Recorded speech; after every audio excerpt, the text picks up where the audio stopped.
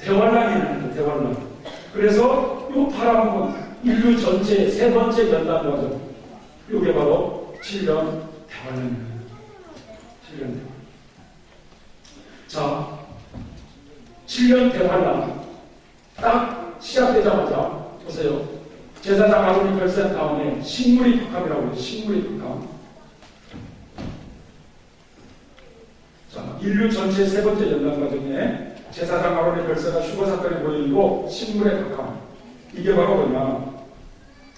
첫째, 둘째, 셋째, 넷째 나팔이 부러지면서 바다에, 땅에, 강과 물새에, 해에, 달별의 전체의 3분의 1의 흉년 지향으로 말미암아 식량 사정이 궁핍해지는 경제적인 어려움, 원망불평이 터져나오는 그러면서 세상은 더욱더 악으로 성행하게 되고 그때 하나님의 징계가 뭐냐? 다섯째 나팔 때 황충재앙이라고 했죠.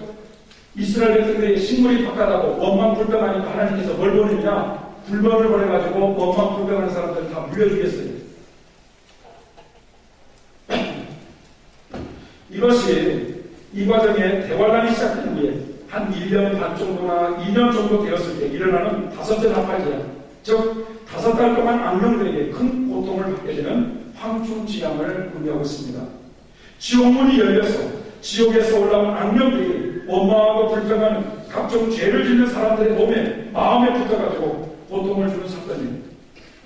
그런 다음에 이스라엘 백성들이 회개를 하고 말이죠. 장대의 노뱀에 그 회개를 하고 새롭게 되면서 아모리 왕 바산 왕과의 군대와의 싸움에서 어떻게 돼요? 승리합니다. 이스라엘 백성들이 승리합니다.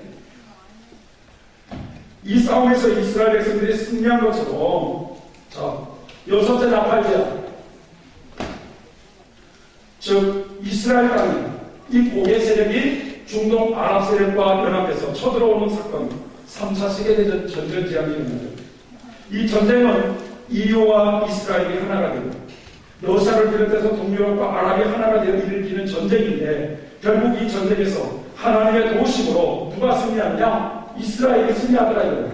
고개 멸망, 이스라엘. 그러고 나서 1300만이 지나갑니다. 자, 그러고 나니까 이 전쟁에서 승리하고 난 다음에 결국 발람 음녀들의 유혹이죠. 발람 왕이 발람 선지자를 초청해서 많은 음녀들을 돌아나서 이스라엘 백성들을 유혹해서 음행에 빠지도록 했던 이 사건. 이게 바로 뭐냐? 발람 왕은 적그리스도의 모형이고 발람 선지자는 큰 음녀의 모형이고 그 다음에 그 모압의 음녀들은 666명의 가라지들의 모형이었다 이런 뜻이에요. 그러므로 이 과정은 인류 역사 가운데 적그리스도와 큰 거짓 선지자와 666명의 거짓 선지자들이 후 3년간 환란기에 성도들을 유혹하고 있는 모형이라 이거예요. 적그리스도의 무리들에게 유혹을 받는 과정에서 그 무리들에게 순종하지 않고 그들을 따르지 않기 때문에 기독교인들은 극심한 박해를 당하면서 순교자들의 수가 충만히 채워집니다. 그런데 이 유혹에 넘어가가지고 하나님의 진노가 뭐였습니까? 연병제약이죠. 연병제약. 하나님의 진노로 24,000명이 죽었어요. 이 음녀들의 유혹을 받아서 음란에 빠지고 우상의 제물도 먹고 바알 산당에 가서 절도하고 이것은 짐승이라고 하는 적그리스도의 편을 받고 그를 경배하는 사람들에게 하나님의 진노가 뭘로 나타나요? 일곱 대접제약으로 나타납니다. 그래가지고 적그리스도에게 유혹받는 사람들이 악성 피부병이 생기기도 하고 이게 하나님의 진노입니다. 그런 다음에 음녀를 심판하죠. 비니아스가 보습이라고 하는 이 음녀와 가늠했던 이스라엘 백성의 시므리를 장대에 깨가지고 죽였어요. 그 모압의 음녀를 심판하는 사건. 이것은 바로 예수님께서 재림하기 직전에 계시록 17장과 18장에 큰 음녀를 온 세상을 음행으로 물들였던 큰 음녀와 큰 성 바벨론에 대해서 하나님이 심판하시는 그런 모습이었습니다. 그러고 나니까 이제 새로운 이스라엘 백성들이 이 60만이 다 채워졌어요. 광야에서 죽이기로 작정한 60만은 다 죽었고 새로운 60만이 이제 새롭게 준비가 되었습니다. 이것은 바로 어린 양의 그 아내 대신 어린 양의 아내와 청함받은 성도들이 다 천년왕국에 들어갈 준비가 채워진 이런 모습의 모형이었습니다. 자, 여호수아가 안수를 받는 이것은 계시록 19장 11절에 보면 이제 만왕의 왕으로 지상에 재림하실 준비를 끝내고 계신 그 예수님을 상징하고 있는 것입니다. 자, 그런 가운데 미디안 왕들과의 군대와의 싸움에서 비느하스, 제사장 비느하스가 12,000명을 이끌고 가가지고 미디안 연합 군대를 완전히 승리하버리죠. 이것은 무엇을 의미하고 있냐? 자, 지상 재림하신 예수님께서 제사장으로 오셔서 하늘의 100만 군대 14만 4천명과 같이 강림하셔가지고 바로 이 세상의 왕들, 적그리스도와 세상의 왕들을 아마겟돈이라고 하는 그곳에서 심판하시는 거기에 대한 모형이다라는 거예요. 여기까지가 그래서 인류 전체 세 번째 연단과정에 대한 7년 대환란에 대한 모형이에요. 이미 설계대로 하나님께서는 인류 역사를 이끌어 가신다는 거예요. 7년 요한계시록의 이 대환란은요, 이 대환란은 이미 저 가나안 땅을 중심으로 이끄시는 인류 역사 발달 과정을 하나님께서 그렇게 정해놓으시고 이런 순서대로 대환란을 진행시켜 가신다는 겁니다. 자, 대환란이 다 끝나고 나서 저 미디안 연합군대와의 싸움 세 번째 연단 과정을 다 마치고 나서 가나안 땅 입구의 요단강에서 할례를 받죠. 할례상 통과. 이 과정은 천년왕국 입구에서 대환란을 통과하고 살아남은 성도들이 영적 할례를 받은 것에 대한 모형이었다는 거예요. 그리고 가나안 땅을 정복하죠.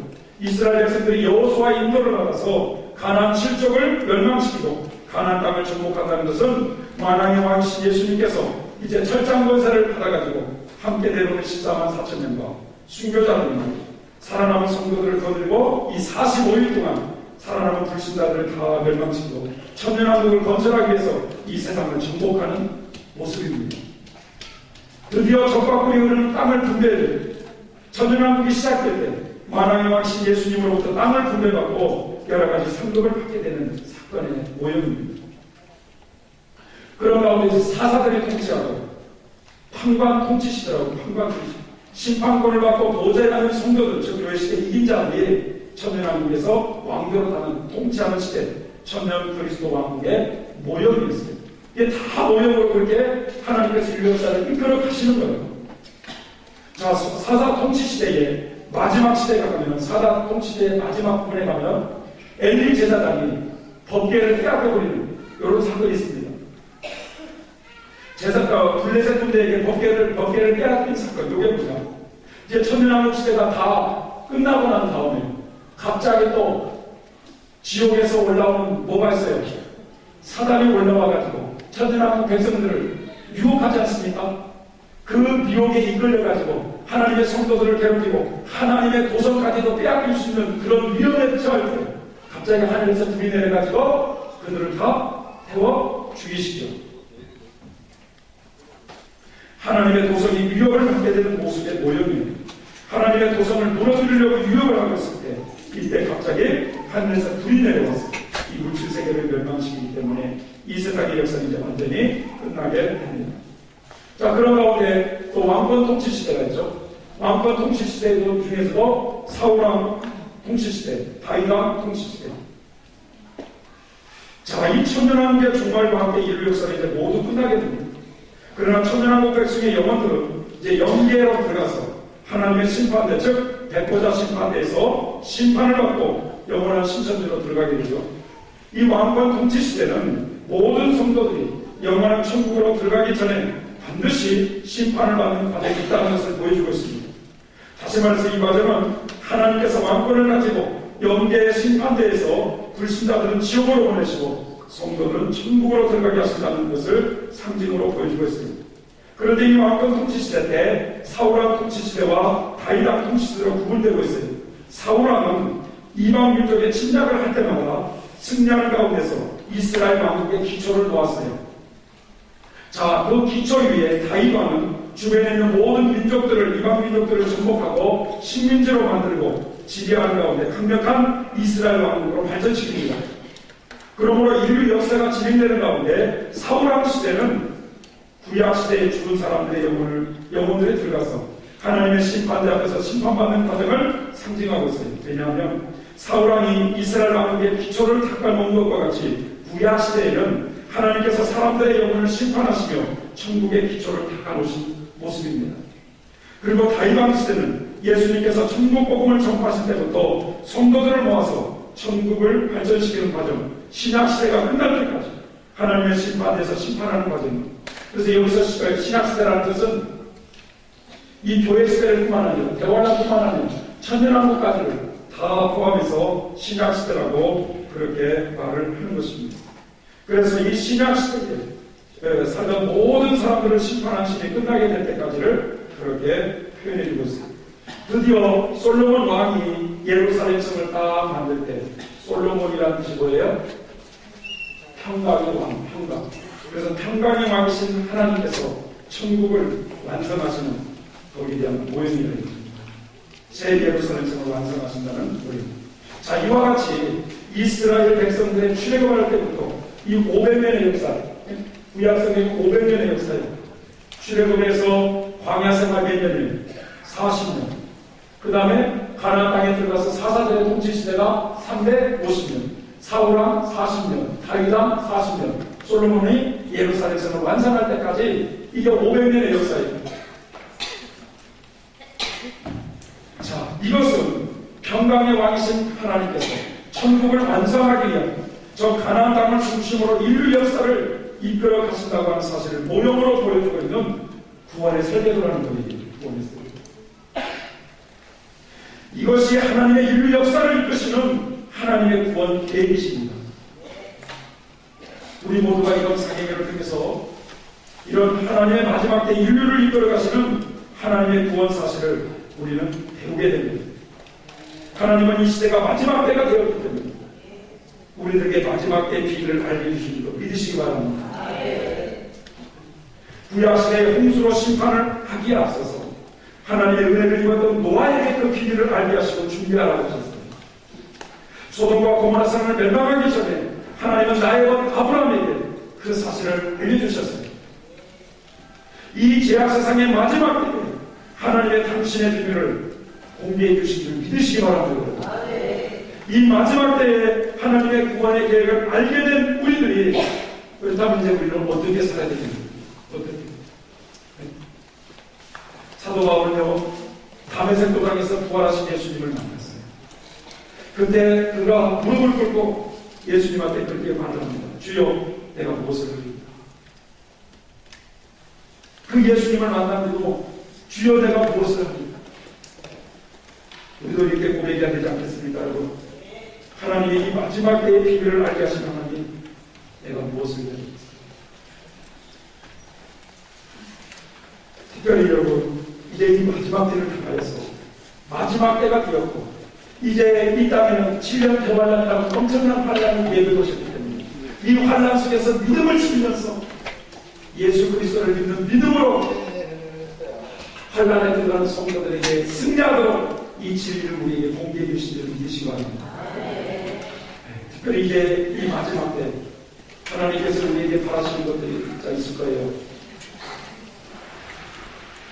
우리는 하나님의 그 음성에 귀를 기울이시고 더 다시 오실 예수님을 개방하면서 우리 모두는 깨어있어야 될 줄 믿습니다.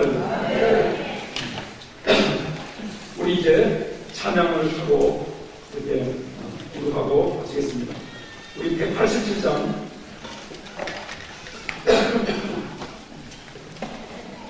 187장